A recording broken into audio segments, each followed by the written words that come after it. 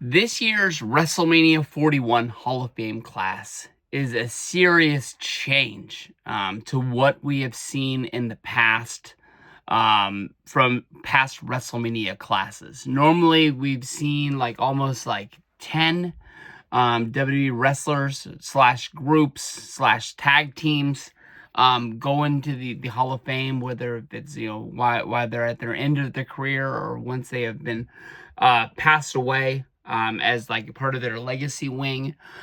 This year, it seemed like they really trimmed down what they were doing, but they've also gone back to their roots and basically made the WWE Hall of Fame its own event, standing off to the side.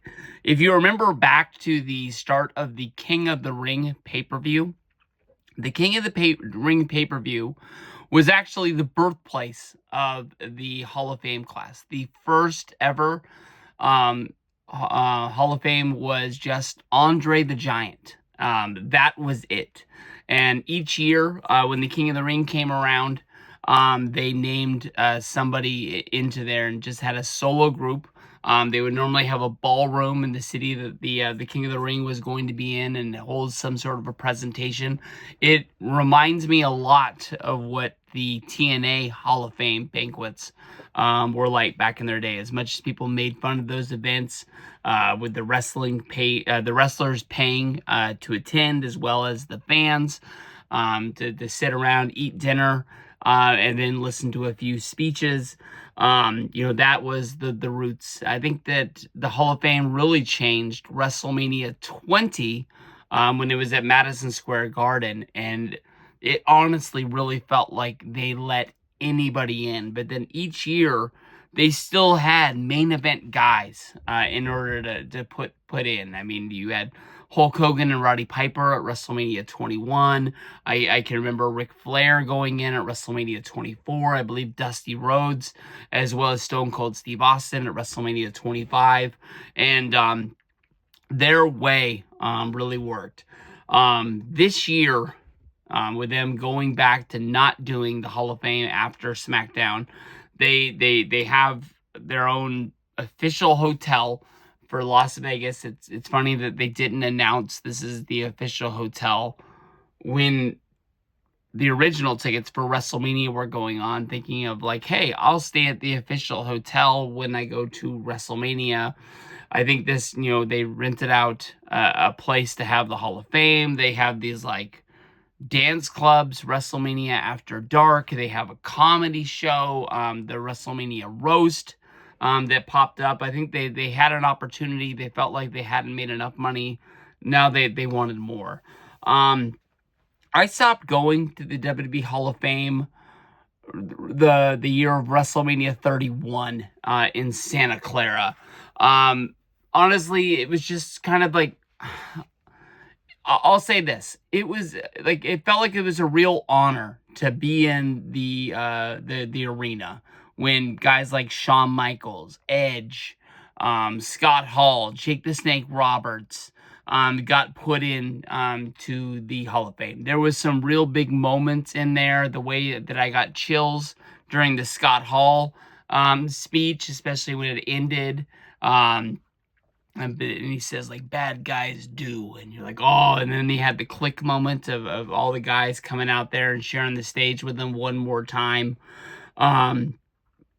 But there was also a lot of down moments. I wasn't there, but Hillbilly Jim had the longest speech of all time. Mr. T going on and on and on.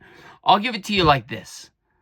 You're going and going and going, doing, access, going from here to there, doing a lot of events, WrestleMania weekend, and then you go to an arena and you sit there and you listen to wrestlers give speeches. I went to college for 2 days. Honestly, I signed up, and then I went back the next day and I signed out. So I don't really know what it's like going to a college classroom and hearing your teacher lecture on a topic for 2 hours, and you're supposed to listen and write notes and I guess get ready for a test or something like that. But that's the closest thing that I could feel. But at the same time, the lights are dimmed. It's dark. You're trying to give them your attention so you're not playing on your phone, looking at things like that. So I've seen people fall asleep at the Hall of Fame. I mean, that's just the God's honest truth. Doesn't matter who is up there, but it is what it is. So I kind of told myself I wasn't going to go to the Hall of Fame. I've watched a few of them on TV when they were on the WWE Network. I remember Goldberg. I remember Kurt Angle. The Goldberg one sticks out in my mind because that was the one you really saw people leave. And I don't know if it was because it was later in the day. I don't know if it was that wrestlers, didn't respect, didn't like Goldberg. He hurt people. It didn't seem like he really cared about the wrestling business. But that was the first one where the place, gutted out. The Hall of Fame this year starts at 9:30 p.m. That's scary. Normally on the Wrestlemania schedule, pretty much the only thing that starts on time is Wrestlemania and Monday Night Raw. Almost anything else, they push back the start time a little bit because they're waiting for people to get from one thing to another. Maybe because of the fact that they're going to be showing this on Peacock / Netflix / the WWE Network in places of the world that still has the WWE Network. I wish we were one. That maybe they're going to have to start at a certain time because that's what time the show starts.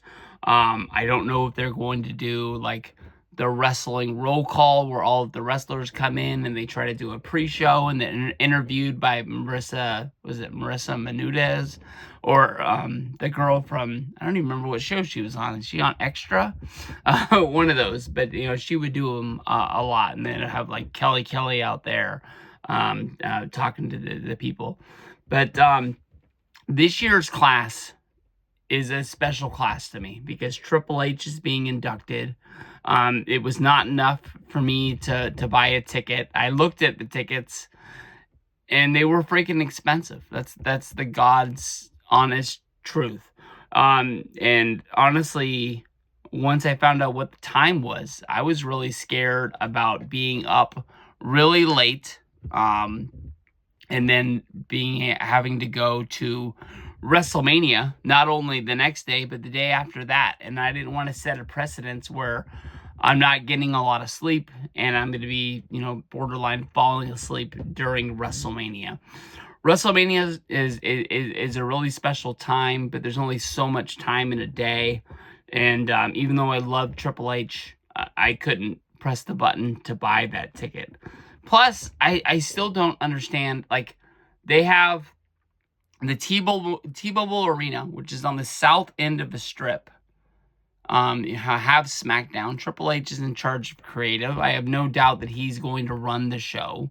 Is he going to leave somebody else in charge to basically leave and get ready? I know that him and Lex Luger are doing like a meet and greet before the Hall of Fame for special people that paid, for the special VIP tickets. I don't know how many people there are.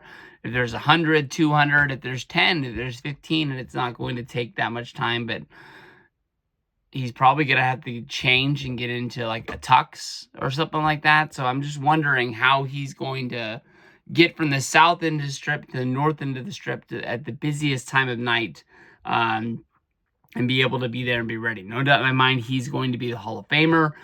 You've got Michelle McCool, not the top woman to go into the Hall of Fame. I don't really think that, somebody pulled favors there and, is doing a lot of things for WWE and said that you have to induct my wife. But I do have question marks every year that a woman's name gets named and it's not Mickie James. I don't really understand, especially with Mickie James doing things for the company right now, but she's gonna get the call. It just honestly hasn't happened yet. Lex Luger, a really big name, not a definite Hall of Famer, a guy that did his time in the NWA, was a big name in WCW, was a main eventer for WWF.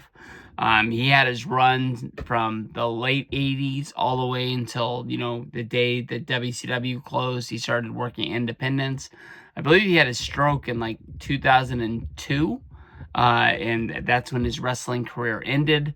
As well as being there for the Hall of Fame, he's going to be doing WrestleCon. So that is pretty cool to be able to meet a Hall of Famer that week. But, for the last 2 years, I've been really thinking, why was Lex Luger not in the Hall of Fame? Was it because of that WWE Confidential show that they did that was really negative on him, and they felt like they really had to stand their morals, where they basically were pointing the figure like, you're the reason why Miss Elizabeth died, that they weren't putting him in there? But I'm ecstatic that he's going in there. I mean, you think about, during the WCW Monday Night War days, he was the guy who defeated Hollywood Hogan. He was like the first guy to beat the NWO, even though he lost. He won it on a Monday, lost it on a Saturday. He was the first guy to take the championship away from the NWO. He had his run with the Wolfpack where I really felt like he took like a back seat. He like moved down the card, that he was never really able to get back up. He was a main event guy, but he wasn't high on the main event list. I can't even really think of him having any main event matches after his run in the Wolfpack. But, you think about him and Brett, WrestleMania 10, there was only one spot for one champion, one top guy. And it looked like Lex was going to do it. He came out and did like the Superstars taping with the WWF Championship, something that they were taping for after WrestleMania. Made a lot of people think that he was going to win it. But he got his run in the business, and that's good. I feel really bad about the natural disasters. I don't know if it was a fake post that like a bad internet wrestling fan made, but the rumor ran rampant that the natural disasters were going to be named to the WWE Hall of Fame. To this date, they still really don't have a graphic card with them on it. I don't think that it was supposed to be them that got in. I'm stuck on that. I want Demolition to be in the Hall of Fame. They finally got a Legends deal. I thought that they were going to go in this year. I don't want to come out like sour grapes. The natural disasters don't deserve to be, put in there. But I don't know. It just it doesn't make a lot of sense for them to go in. I think that they're big names. John Tenta was a Hall of Famer in my mind with his run, in 1990 against, Hulk Hogan when he made it at SummerSlam. Tugboat was right there in his corner. Them together, I think they won the WWF Championship once. I remember their match against the Legion of Doom. I don't have a ton of memories of them, but being able to put both of them in there at the same time, I'm not going to be kicking rocks about it, but I almost feel like some sort of like wrestling meme ran rampant. They felt sorry, and they put him in because I don't know, it just doesn't really fit. They put their first match in, Brett versus Austin. In my opinion, it's not the biggest WrestleMania match of all time. It's not the biggest match of all time. I honestly felt like at the time that it was, it's a damn good match, but I felt like it was a way to get Austin and Brett in the Hall of Fame, to be able to say that they're going to be there. The biggest match of all time, even though it's not the best match, is Hulk and Andre. Hulk, a lot of negative press. People, he walks out there, they're going to boo him. Everybody has their own reasons on why they think that's going to happen. I think that Hulk makes the most sense to induct the natural disasters. Hulk never had a match against them, but in storyline, the Hulk versus Earthquake match is huge. Tugboat was supposed to be his friend. People didn't say that Tugboat was supposed to stab Hogan in the back, and that was supposed to be the main event of WrestleMania 7. Before Sergeant Slaughter, came along. Who knows how that really would have turned out. But even today, they named 3 wrestlers for the Legacy Wing. None of these wrestlers are going to be able to be in attendance at WrestleMania this year, but Kamala, Dory Funk Sr., and Ivan Koloff. When it comes to Dory Funk Sr. and Ivan Koloff, I honestly don't really have anything to say about them. I know that there are names in the wrestling business. I never saw them wrestle. I honestly was thinking that Ivan Koloff was the guy from WCW, that had the matches with Flair and Dusty, and I was like, oh, that's not him. My bad. Kamala, say what you want to. The guy has two of the most prized wrestling figures in most wrestling people's collections. He's got an LJN. He's got one of the most rarest Hasbros. I can remember my memories of Kamala matches is him versus The Undertaker. I remember him in the Dungeon of Doom in the Hulkamania glory days of WCW when they were just bringing in Paspos to be there. I've read stories, I've heard interviews talking about that Kamala was one of the best opponents for Hulk Hogan on house shows. It was during a run when they could do nothing wrong and they could sell every ticket in every house. And people say that Kamala was one of the reasons why people were coming in to do it. I've heard a lot of interviews talking about how Kamala came up. He was a truck driver. And said he wanted to get into the wrestling business. They had this idea. They shot the vignettes in Jerry Lawler's backyard of his house and made it seem like they were they made it seem like they were in the forests of Africa. Those three guys going to the Hall of Fame, I think is going to be awesome. It'd be awesome for their families. All three of them, you think they make three figures for them? I don't really see a line of Kamala figures or Ivan Koloff figures. Maybe they'll put them in the video game, something like that. But I don't know. That's the Hall of Fame class. That's the long and short of it. I mean, you're going to have Triple H, Michelle McCool, Lex Luger, Tugboat / Typhoon, Austin, and Brett will come out on the stage at WrestleMania. So, I mean, at the end of the day, that's probably the reason why they're doing it.